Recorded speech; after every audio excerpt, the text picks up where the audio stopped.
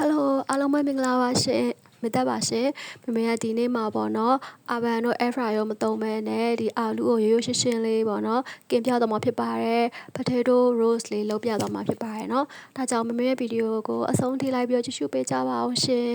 အဲဒါဆိုစမယ်နော်ရေဆုံးမမေကဒီအာလူအလုံးသေးသေးလေးတွေကိုဈေးရဝယ်လာပါတယ်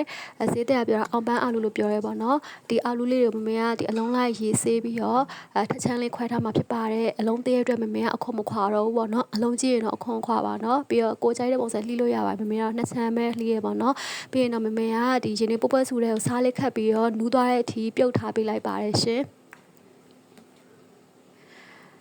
15မိနစ်20လောက်တော့ကြာမယ်ပေါ့နော်လိုလေးဣသွားတဲ့အထိပေါ့နော်ဣသွားတဲ့အထိပြုတ်ထားပေးလိုက်ပါတယ်အာလူလေးဒီလိုဣသွားပြီဆိုလို့ရှိရင်တော့မမေကရေးစစ်ပေးလိုက်မယ်ပေါ့နော်ရေးစစ်ပြီးရင်ပကံလေးတစ်ခုထဲမှာအခုလိုပဲခလောက်ပေးလိုက်ပါမယ်ဒီလိုလေးပေါ့နော်တတလေးခောက်ပေးပါမယ်ရှင်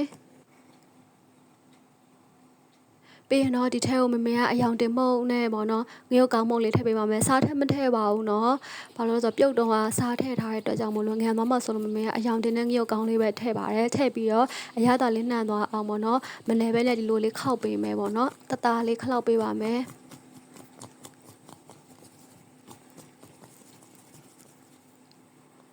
အရသာမုံလေးအကုန်နှံ့သွားပြီဆိုလို့ရှိရင်စားပြီးတော့ကြော်လို့ရပြီပေါ့နော်မမေကဒီပေါ့နော်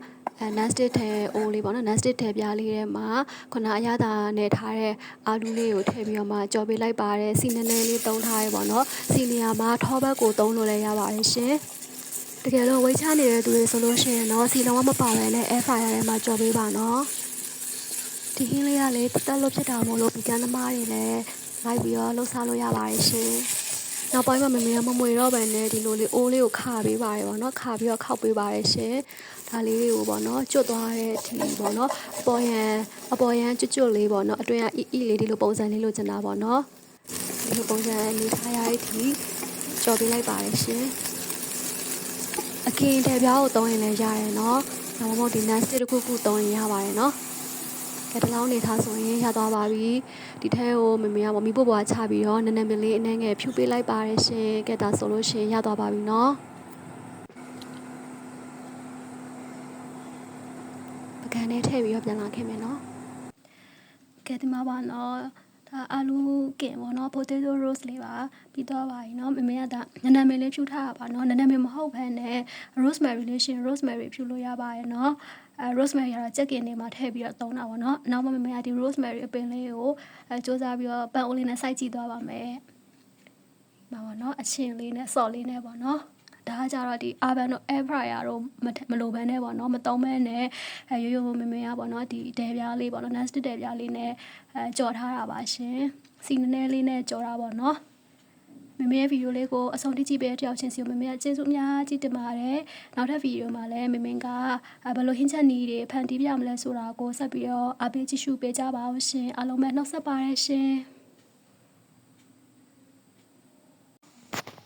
ဒါကမမေဒီနေ့ချက်ထားတဲ့ဟင်းလေးပေါ့နော် potato roast လေးဒါ KFC style ပေါ့နော်စက်သားလေးကို KFC style မုံချုံမုံနဲ့ကပ်ပြီးတော့ကြော်ထားတာပေါ့နော်ပြီးတော့ဒါငပိထောင်းပေါ့နော်ငုတ်သီးငပိထောင်းဆက်ဆက်လေးကိုတံမြားရေးလေးစမ်းထားတာပါဆော်လေးနဲ့ပေါ့နော်ဒီတိုင်းလေးစောင်းပါပါရှင်ဒီကြက်ကြော်အားလေးမမေဘလော့ဗီဒီယိုတစ်ခုတင်ဘူးတယ်ပေါ့နော်အဲ့ထဲမှာတော့မမေကပေါင်းပြီးတော့မှကြော်ပြထားတာပါဒီထဲမှာမမေကအစိမ်းကြော်တာပါရှင်